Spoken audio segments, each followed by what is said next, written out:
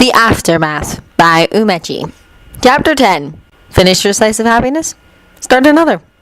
September 9th, 2014. She was in a cafe staring at a honey curler donut contemplatively when he snuck up behind her and announced his presence by hugging her. She gave a startled yelp and ineffectually tried to elbow him in the gut. "Hi, Eddie," Apollo greeted from above her head, her back still pressed against his chest. "What you gonna get?" "Apollo!" Adelaide exclaimed, going for exasperated but really only sounding happy. She turned around in his arms and gave him a proper hug. "I haven't seen you for years," she said as she pulled back her hands on his shoulders. "How are you?" Apollo smiled stunnedly down at her from his superior height, and Adele noticed that he looked exactly as she remembered him. "I've been good, though I've missed you, of course." Apollo hugged her again, tighter this time, and kissed her cheek as he pulled back. Adele's face pinked. "I've missed you too. I'm so happy to see you again." "Then you'll be even happier to know that you'll be seeing a whole lot more of me from now." "Oh?" Adele raised her eyebrows as her smile widened. "Well," Apollo raked his fingers through his hair, "I'm not so busy now, and since all your kids are attending school now, I thought now was the perfect time for us to start hanging out again." Adele remembered what Charlie had said to her that first and last Christmas Adele and all her kids had spent with the Weasleys and Longbottoms. After that Christmas, Adele decided it would be better to spend New Year's or Easter together. Christmas was once more a time for Adelaide and her children.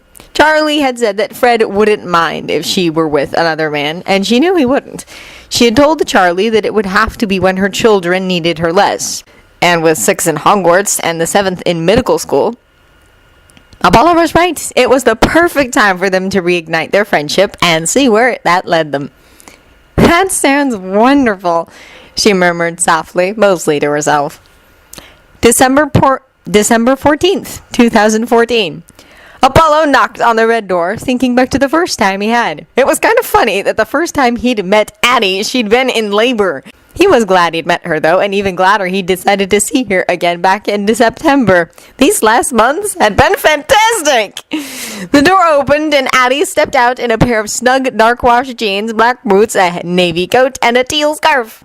Apollo whistled, making Addie flush and look pleased at the same time.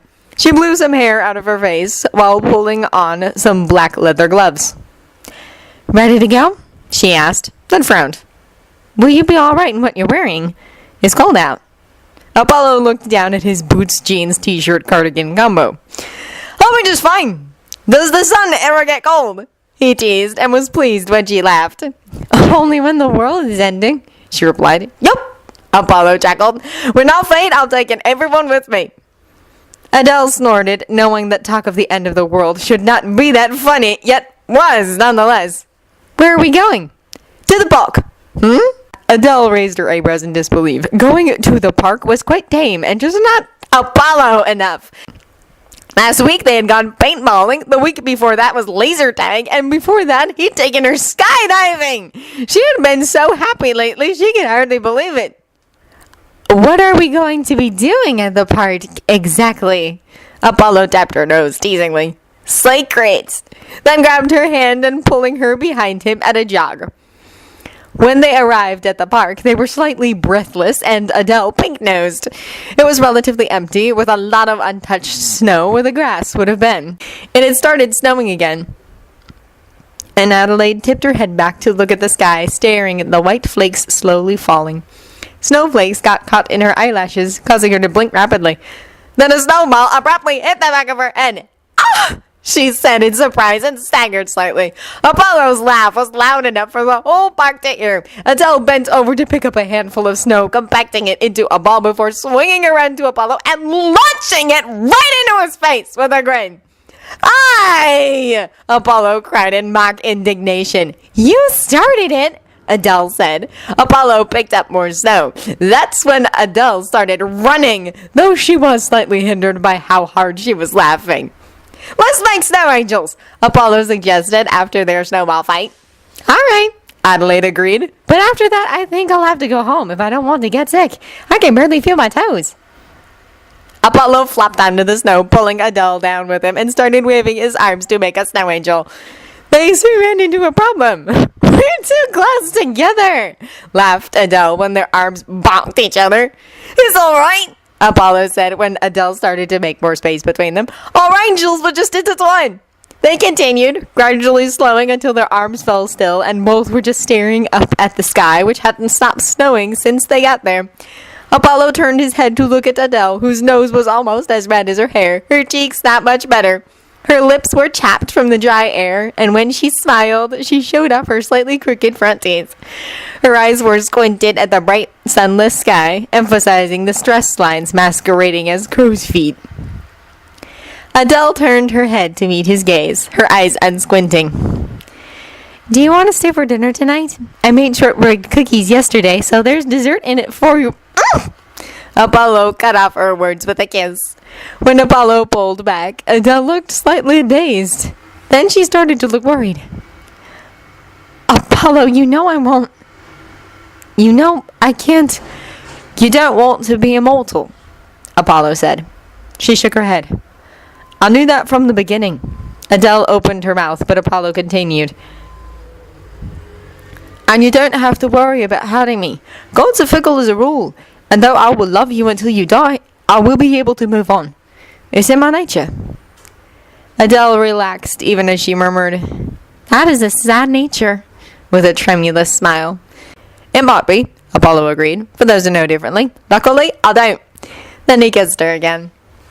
February 14th, 2015. How could they? Apollo moaned from where he was seated at the dining room table, his head pillowed in his arms. So many missed opportunities! The best character they had just sidelined! I can't even believe it!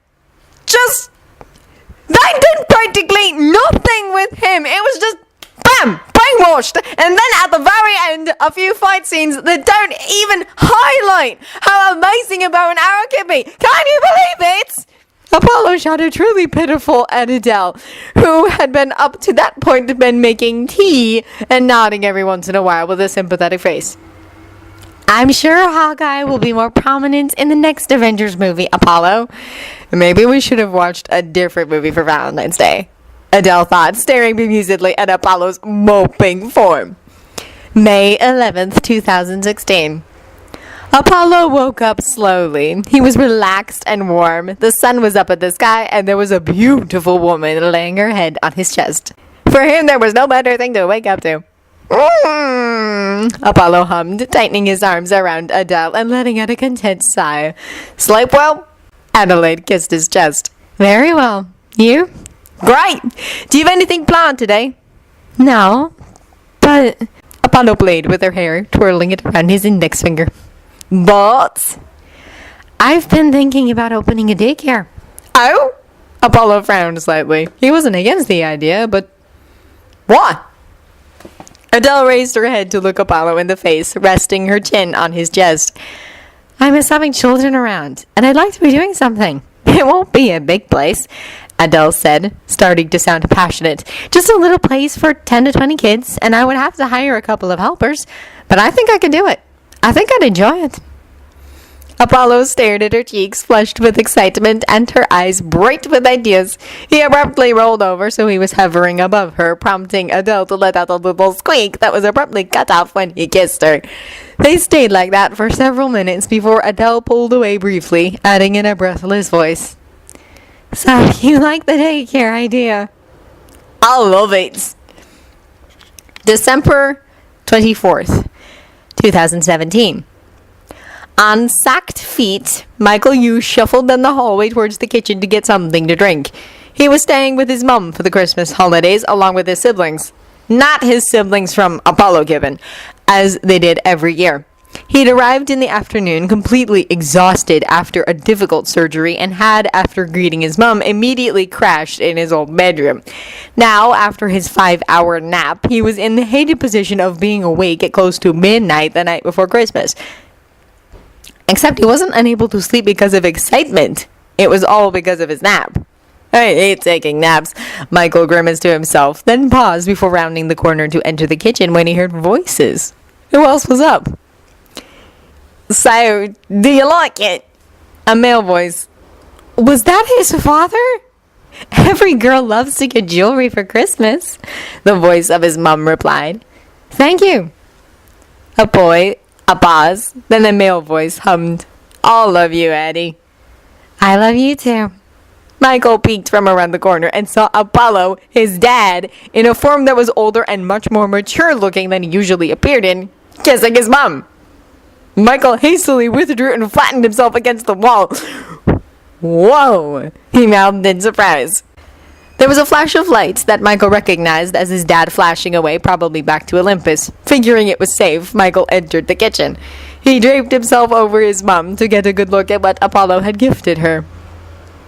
So, he started, eyeing the thin chain bracelet with an emerald charm that was secured to his mum's wrist. You and my dad? Sort of fits. Adelaide, who had startled at his presence, gave a relieved laugh. You think so? Michael smiled. Yep. July 19th, 2045. Adelaide, at age 64, soon to be 65, was someone people said was aging gracefully. She had a few streaks of white in her hair, but besides that and the slightly deeper laugh lines around her eyes, she had hardly changed from when she was 30. She ran her daycare, which usually held 20 to 30 children a day, excluding weekends, and was loved by harried mothers and fathers who put their children into her care. Most of all, she was happy. Except at the moment about the little boy she was having to continually walk home after work because the boy's father was always working late and his mother was too ill to pick him up or take care of him during the day. It's all right, Adam, Adele said as she held his hand and waited for the crosswalk. We're going to be passing by that gelato place. The one from last week, remember? Would you like a scoop? The little boy, who had been drooping like a forgotten houseplant, perked up. Cookie dough? With sprinkles, too? Adele asked, remembering what he had wanted last time. Yeah! Adam beamed, and when they were finally allowed to walk across the street, he was nearly skipping. They were almost to the sidewalk when Adam lost his footing. Adele was holding one of his hands, so luckily he only fell to his knee. But the loose gravel dug into his jeans stingingly. Ow! Adam complained, his eyes watering involuntarily. Adele bent to pull him up by his armpits. Are you all right, sweetie? Adam sniffed, but smiled bravely. I'm okay. Come on, let's hurry to the sidewalk. Suddenly, Adam was being pushed forward, and this time he landed painfully. His hands, attempting to break his fall, scraped painfully on the concrete, and his wrist twisted. Ah! Ouch! Ow! Adam hiccuped and turned to the sound of screeching tires and thump, thump, thump. There was a taxi speeding away, screams of horror, and a crowd converging out onto the street in front of Adam. Adam, in a sea of unfamiliar people, turned his head from side to side in search of red hair while simultaneously trying not to cry. Miss Adele!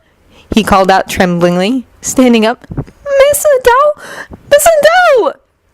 His heart beat faster and the crowd pushed him into the street. He heard someone call out in panic, Someone call an ambulance! He spotted a speck of red in the direction he was being pushed and called out louder, Miss Adele! Then, between the legs of an adult, Adam saw Miss Adele lying in the street, utterly still, her arms and legs akimbo and her head flopping awkwardly in someone's lap. Is she okay? A woman called out. No. The man who had Miss Adele's head in his lap said loudly and sadly. No. Her neck's broken. She's gone. Miss Adele! Adam wailed and surged forward, his face wet. Miss Adele! He was grabbed before he could reach her, held in a stranger's arms, and turned away from the sight. This isn't something you need to see, kid, the stranger, a blonde teenager, said. Through his confused sobs, Adam saw that the stranger was crying just as hard as he was. End of The Aftermath by Umechi. If you enjoyed this recording or the content, feel free to leave a comment below or a review at the original story from the link in the descriptions. Thank you for listening.